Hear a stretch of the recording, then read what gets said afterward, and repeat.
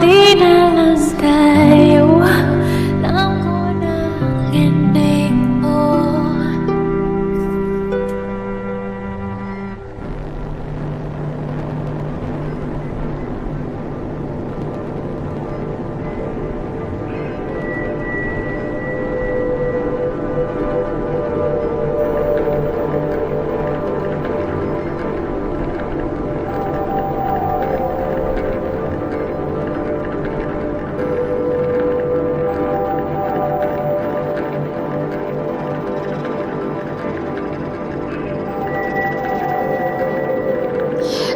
Couldn't stay in my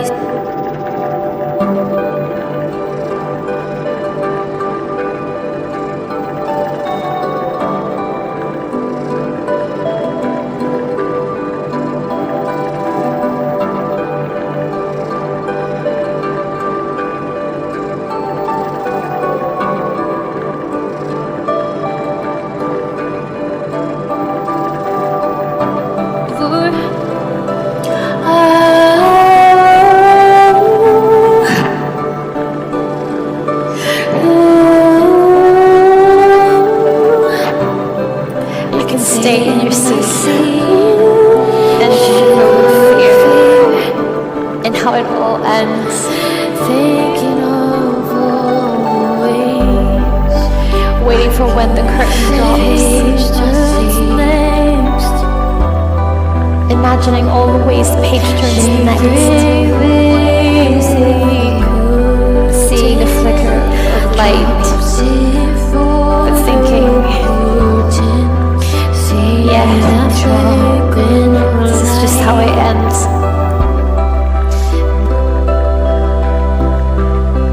Wasting time.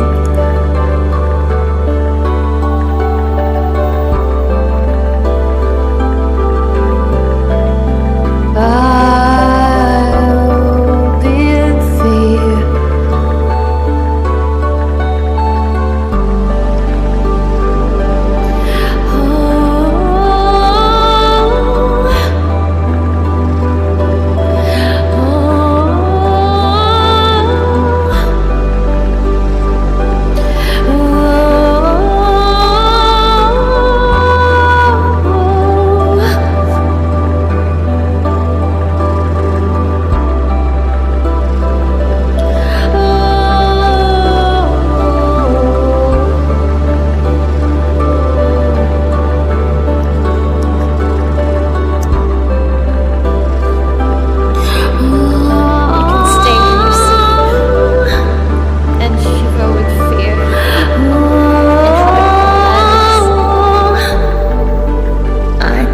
Stay in my seat, waiting for when the curtain drops.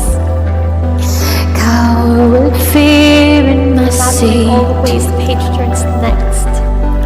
Hold myself close to my light, but thinking, insane. This is just how it ends. Insane. Was I seen? It goes, nobody knows where it goes, nobody knows where it goes, nobody knows. It goes.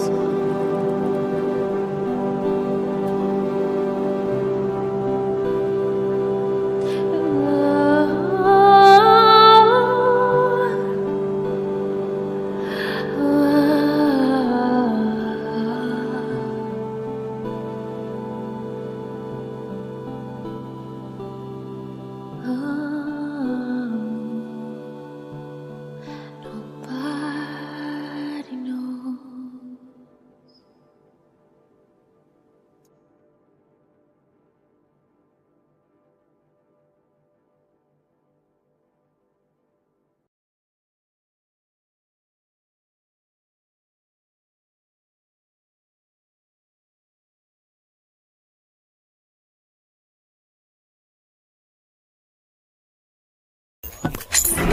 You are listening to Emmachev Radio. All the latest news and breaking headlines, live from your local radio station. This is On the Hour News.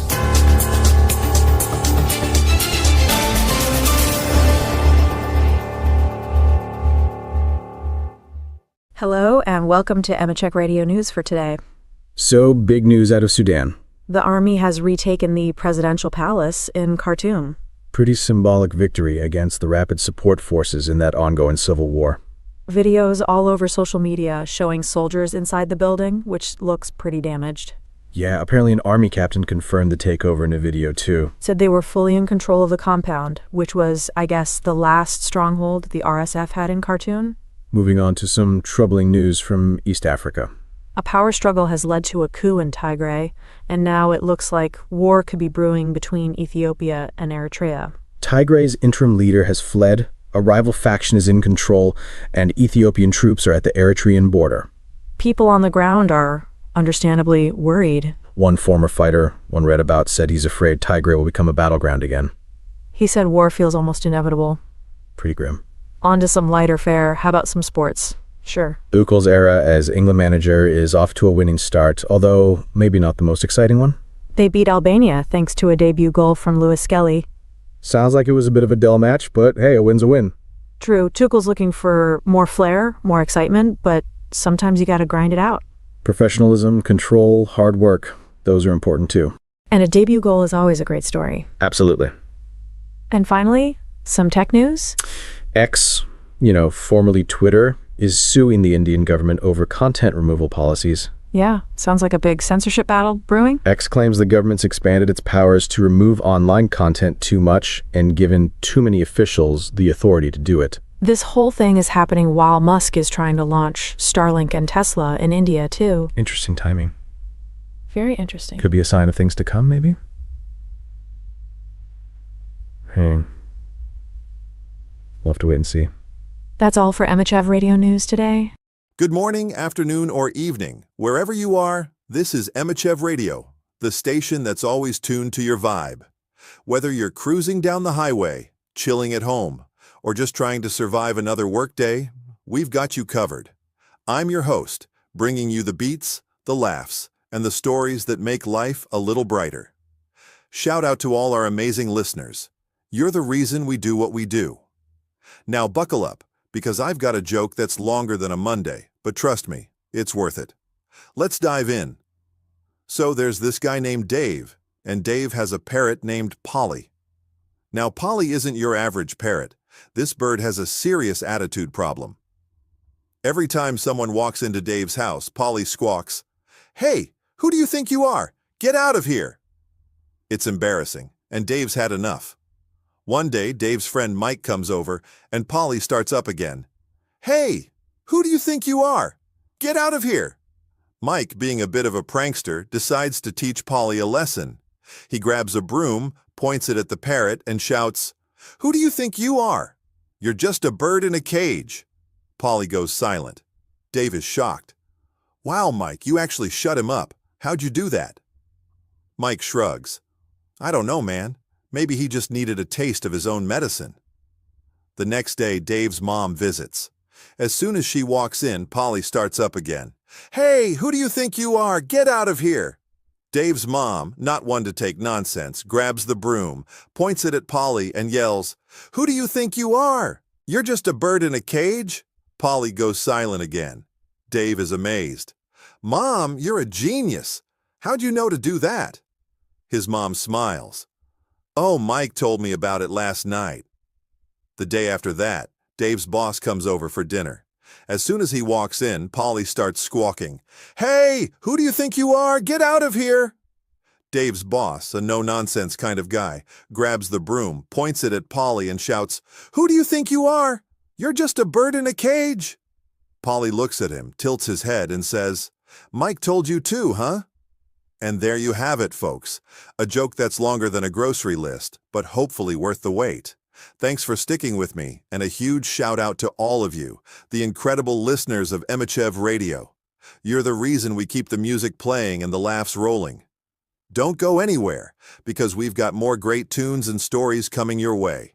Keep that dial right here on Emmachev Radio, your home for good vibes and great times. Until next time, stay awesome, stay tuned, and remember, life's better with a little laughter. Folk Tales of Bengal by Reverend Lal Bahari Day.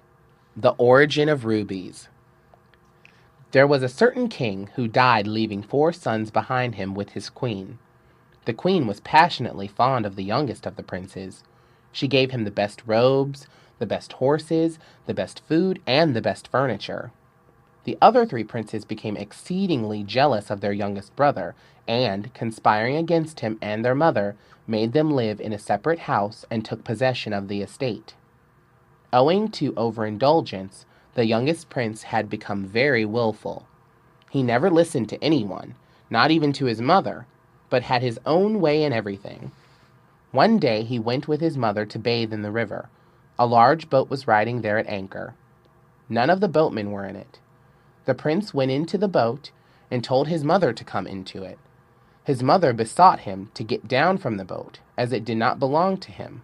But the prince said, "No, mother, I am not coming down. I mean to go on a voyage, and if you wish to come with me, then delay not, but come up at once, or I shall be off in a trice."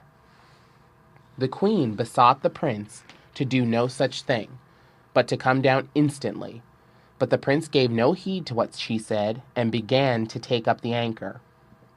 The queen went up into the boat in great haste, and the moment she was on board, the boat started, and falling into the current passed on swiftly like an arrow. The boat went on and on till it reached the sea. After it had gone many furlongs into the open sea, the boat came near a whirlpool where the prince saw a great many rubies of monstrous size floating on the waters. Such large rubies no one had ever seen, each being in value equal to the wealth of 7 kings. The prince caught hold of 6 of those rubies and put them on board. His mother said, "Darling, don't take up those red balls. They must belong to somebody who has been shipwrecked, and we may be taken up as thieves." At the repeated entreaties of his mother, the prince threw them into the sea, keeping only one tied up in his clothes. The boat then drifted toward the coast, and the queen and the prince arrived at a certain port where they landed. The port where they landed was not a small place. It was a large city, the capital of a great king. Not far from the palace, the queen and her son hired a hut where they lived. As the prince was yet a boy, he was fond of playing at marbles. When the children of the king came out to play on a lawn before the palace, our young prince joined them. He had no marbles, but he played with the ruby which he had in his possession. The ruby was so hard that it broke every taw against which it struck. The daughter of the king, who used to watch the games from a balcony of the palace, was astonished to see a brilliant red ball in the hand of the strange lad, and wanted to take possession of it. She told her father that a boy of the street had an uncommonly bright stone in his possession, which she must have, or else she would starve herself to death. The king ordered his servants to bring to him the lad with that precious stone. When the boy was brought, the king wondered at the largeness and brilliancy of the ruby. He had never seen anything like it. He doubted whether any king of any country in the world possessed so great a treasure. He asked the lad where he had got it. The lad replied that he had got it from the sea. The king offered 1,000 rupees for the ruby, and the lad, not knowing its value, readily parted with it for that sum. He went with the money to his mother, who was not a little frightened, thinking that her son had stolen the money from some rich man's house. She became quiet, however, on being assured that the money was given to him by the king in exchange for the red ball which he had picked up in the sea.